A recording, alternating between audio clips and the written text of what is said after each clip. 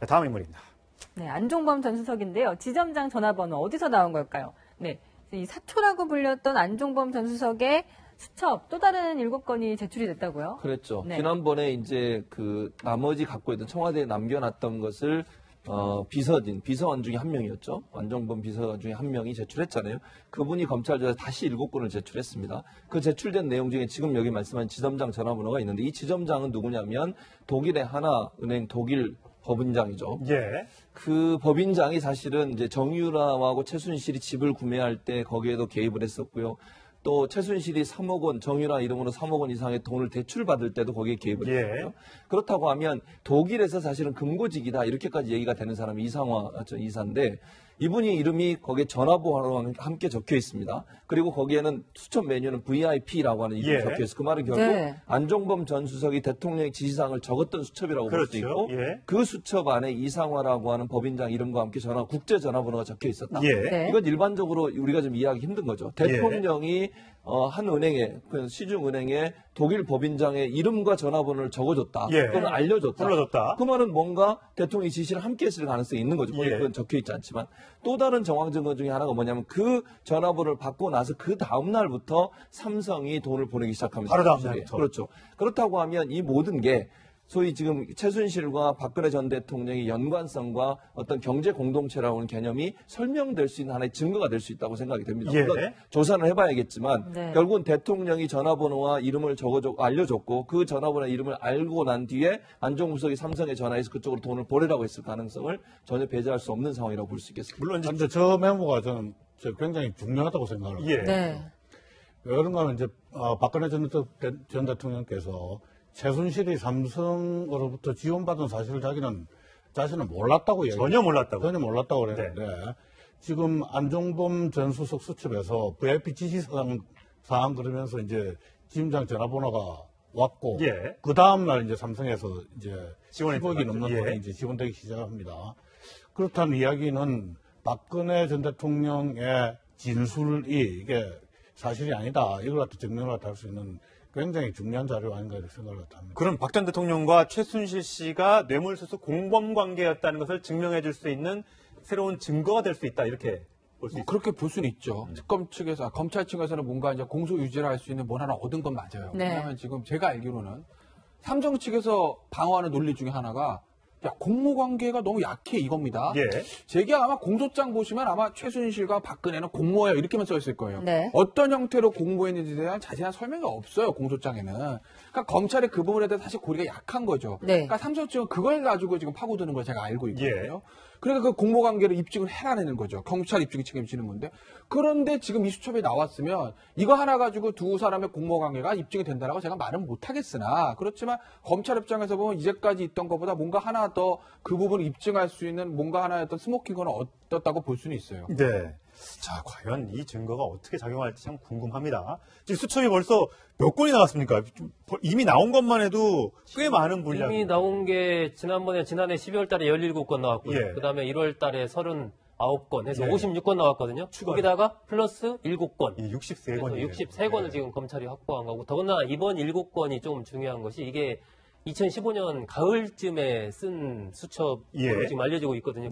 그때면은 미르재단과 K스포츠재단이 그 2015년 10월 그리고 2016년 1월에 설립됐기 때문에 딱 그 시기랑 겹칩니다. 그러니까 그와 관련된 여러 가지 부분이 지금 그 이상화 전 지점장의 전화번호 외에도 알려진 건 그거 하나지만 또 다른 여러 가지가 있을 가능성이 있다라고 보여지고 이 전화번호가 중요한 부분들이 결국 그 다음 날부터 삼성에서 최순실 씨 쪽으로 이 코스포츠 쪽으로 돈이 입금됐다면 그러면 당연히 검찰에서는 아마 이 전화번호 통화 기록을 조회를 했을 거예요. 그러면은 예를 들면 10시에 안종범 전 수석과 박 전 대통령이 만났다. 나와서 그러면 뭔가 안 전 수석과 삼성 쪽과 통화를 했을 가능성이 큰 거거든요.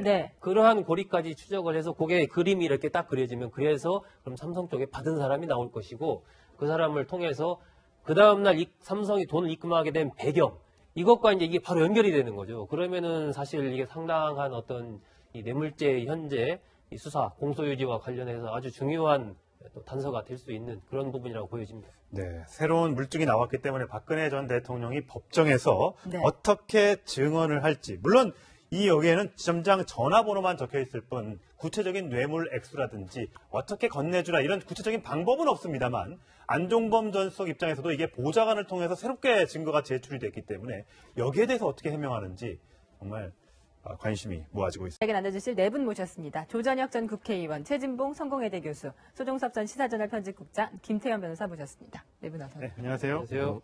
네, 오늘도 국정농단 얘기부터 먼저 해보겠습니다. 먼저 정유라 씨 얘기를 먼저 해보겠습니다. 네. 네, 월 630만 원 어떤 얘기일까요? 먼저 어제 3차 조사를 받은 다음에 귀가를 했는데요. 어떤 얘기를 하고 갔는지 먼저 보고 오시겠습니다. 14시간 동안 조사받았는데 검찰에서 뭐 물어보던가요? 아직도 어머니가 시키는 대로 했다 이렇게 똑같이 지술하시는데요. 아니 뭐 전반적으로 성질이 좀 조사를 받았으니까 너무 힘들어요. 네, 일단 들어갈 때보다는 훨씬 지친 모습이고 들어갈 때 좀 말도 많이 했잖아요. 근데 아무 말도 안 하고 갔네요. 그럼 아마 이제 조사가 오래다 보니까 지쳤을 가능성이 있고요. 또 한 가지 이제 물론 이제 아직 결과가 나오지 않았으면 조사 내용이 뭐였는지 또 어떤 내용이었는지 나오지 않아서 그렇지만 혹시나 검찰이 또 질문하는 과정에 정유라가 대답하기 힘든 질문이 있지 않았나 하는 생각도 네. 해봅니다. 왜냐하면 지금 정유라를 부르기 전에 정유라 씨와 관련돼 있는 전 남편이라든지 마필 관리사라든지 보모를 불러서 조사를 했었고요. 네. 독일과 덴마크의 도피 과정에서 어떻게 경제적으로 도움을 받았는지 또 네. 어떻게 돈을 사용했는지 이런 부분들을 쭉 물어본 걸로 지금 알려지고 있어서 그런 자료들을 가지고 정유라 씨가 전혀 예상하지 못했던 질문을 했을 가능성도 있습니다. 그래서 아마 들어갈 때는 그래도 뭐 좀 피하긴 했지만 본인의 의사를 정확하게 전달하고 간 부분이 있었는데 나오면서 저런 모습을 보여준 게 피곤했을 가능성과 또 하나는 검찰의 질문 중에 혹시나 본인이 예상하지 못했던 질문이 있어서 좀 당황한 게 아니었나 하는 두 가지 예상이 가능하다고 보여집니다. 네. 네. 정유라 씨, 지금 저희가 판넬에서 보여드렸던 것처럼 월 630만 원 월급 얘기입니다. 독일서 최순실 씨의 딸 정유라 씨가 컨설팅 회사인 코어 스포츠로부터 매달 받은 급여 명목의 돈인데 630만 원 정도면 뭐 연봉 따지면 8천, 9천 이 정도 되는 금액입니다. 하지만 이 컨설팅 회사에 직접 회계 업무나 이런 직접 업무를 담당한 사람들은 월 200만 원 받았다고 하니까 한 3배 가까이를 최순실 씨의 딸 정유라 씨가 더 많이 받은 거예요. 저게 맞으면 사실은 전형적으로 횡령으로 볼 수도 있어요, 검찰 네. 입장에서. 왜냐면 저게 이제 삼성에서 코어 스포츠로 돈 줘가지고 그 하는 명목이 일단 최순실 씨 주장에 따르면 승마 지원 프로그램 아니겠습니까? 그렇죠. 삼성에서 올림픽 승마 메달리스트를 키우기 위해서 코어 스포츠를 지원하고 거기서 6명의 승마 유망주도 다 지원하는데 그중에 한 명이 우리 딸 정유라야. 이게 네. 최순실 씨 얘기 아니겠습니까? 그럼 사실은 거기 회사에서 돈을 받을 이유가 없는 거죠. 네. 지원을 받아서 말을 타고 그리고 훈련비 대주고 그렇죠. 예를 들어서 말 사료값 대주고 마필 관리사 월급 주고 이것까지는 다 얘기가 되는 거죠. 예. 왜냐면 지원 프로그램이 들어가 있을 테니까. 그런데 그 훈련 지원받는 훈련생 중에 하나였던 정유라 씨가 월급을 회사에서 받았다라고 하게 되면 결국 그게 삼성의 돈이 그렇게 전용된 거 아니겠어요? 예. 그러면 이제 직접적으로는 횡령의 문제가 생길 수도 있는 거고. 야, 당신이 무슨 일인데 거기서 월급 받아? 이겁니다. 예. 네. 또 하나는 최순실 씨가 이게 뇌물이 아니고 정상적인 승마 지원이야 라는 그 논거가 깨질 수 있는 단초를 마련하는 겁니다. 예. 네. 야, 뇌물이니까 그러니까 너희들 막 쓰게 쓰는 돈이니까 그렇게 막 썼지. 정상적인 지원이라면 그렇게 막 썼겠니? 라는 얘기가 나올 수도 있고. 예. 네. 과연 정유라 씨가 일을 하고 이 돈을 받았을까 궁금한데요. 정유라 씨 자신의 입으로 직접 그냥 말을 타고 좀 쉬기 위해 독일에 갔다. 이렇게 얘기했었습니다. 함께 들어보시겠습니다. 독일 오게 된 것도 박원호 전무님께서 저한테 애기 낳고 신경 복잡하고 어머니랑 자꾸 싸우게 되니까 머리 시키려고 말 타지 않을래라고 해서 여기 왔는데 제가 중간에 이제 남편이 집에를 갔어요. 한국에를 돌아갔어요. 그러고 이제 제가 막 엄청 예뻐하던 고양이가 죽어서 펠리스 그런 것 때문에 한참 방황을 할 때 제가 말을 안 탄다고 계속 말씀을 계속 드렸었어요. 그러니까 원치 않는 임신과 출산으로 엄마와 사이가 틀어졌다고 했으면서도 저렇게 회사에서 돈을 꼬박꼬박 받아갔고 최순실 씨도 여러 가지 정황상 미르 K스포츠 재단뿐만 아니라 해외에 있는 이런 스포츠 회사를 만들고 설립하고 운영하는 데 직접적인 영향을 주었다는 증거로 월급 한 880만 원에서 1000만 원 정도를 최순실 씨도 받아갔다는 증언이 어제 나왔습니다.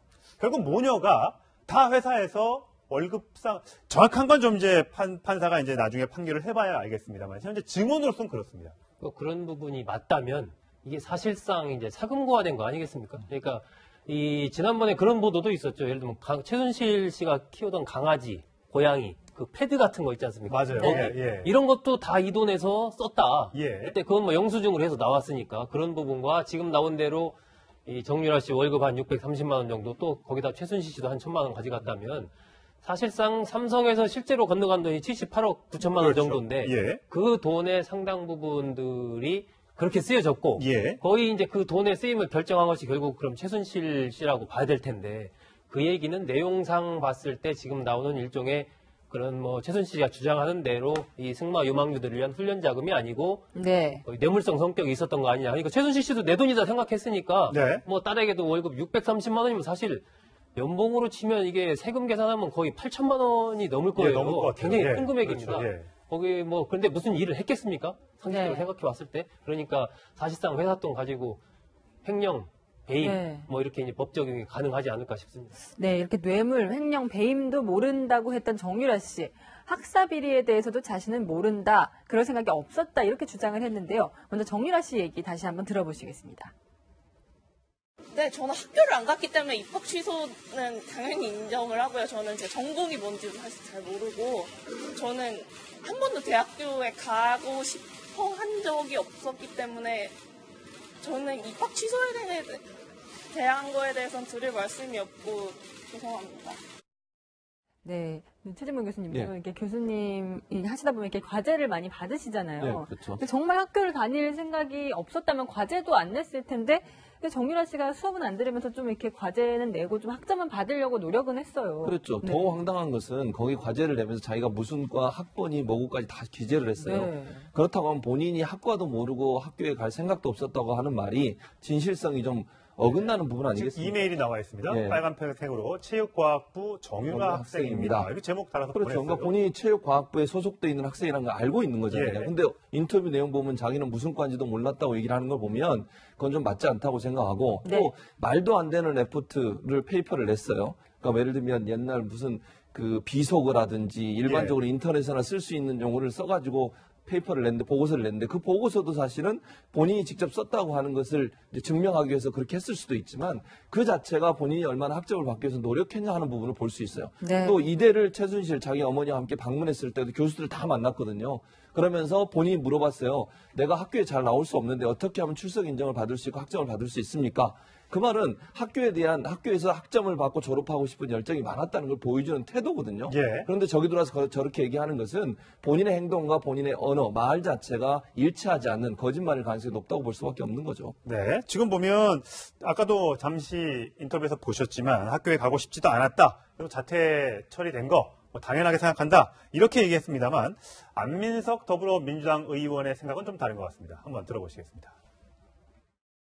지금 정유라가 저런 식으로 거짓말을 하게 되면요. 완전히 국민 거짓말장이에요. 작년에 16년 4월 18일 날 최순실 정유라가 이대를 갑니다. 이대를 가서 교수들을 쭉 만나요. 운동역학 담당 교수, 이모 교수, 글로벌 체육봉사 강모 교수, 운동생리학 이모 교수, 퍼스널 트레이닝 이모 교수 이런 교수들을 쭉 만나고 와요. 네. 그러면서도 자기가 무슨 전공인지 몰랐다. 이런 너무나 터무니없고 새빨간 거짓말로 하고 이후에도 아마 거짓말을 하기로 작정한 것 같아요.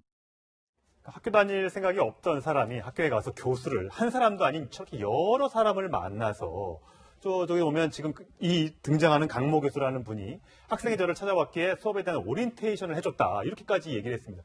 학교에서 교수를 하셨으니까 학생들과 만날 일은 많습니다만 이렇게 특정 학생을 만나서 이렇게 오리엔테이션도 해주고 학점 얘기도 해주고 그렇게는 보통 하지 않습니다. 하지 않죠. 예. 그러니까 뭐 학교에서 이 친구는 특별한 친구다라는 그런 특별 요구라도 받은 것 같고요. 예. 그 정유라가 이제 뭐 저기 그 무슨 과인지도 모르고 뭐 했던 이야기는 이런 것 같습니다. 이게 다 엄마가 시켜서 한 일이지 예. 내재는 없다. 이걸 갖다 이제 그 가지고 강조하다 보니까 이제 저런 이야기를 갖다 했는데 거짓말을 갖다 한다고 해야죠. 통하겠습니까? 뭐 여러 가지 자기 행적이 있기 때문에. 예. 네. 학교에서도 제가 보기에는 그 조직적으로 이렇게 조력한 그런 정황이 보입니다. 네. 자, 학교 2대 농단, 2대 총장까지 지금 바뀌었고 2대 많은 교수들 줄줄이 지금 재판을 받고 있습니다. 선고가 어떻게 내려질지도 모르겠고요. 여기에 대해서 전부 다 엄마 탓을 하는 정유라 씨의 행동을 보면서 국민들은 단순히 철이 없다고 생각할지 완전히 새빨간 거짓말쟁이로 판단할지 참 궁금합니다.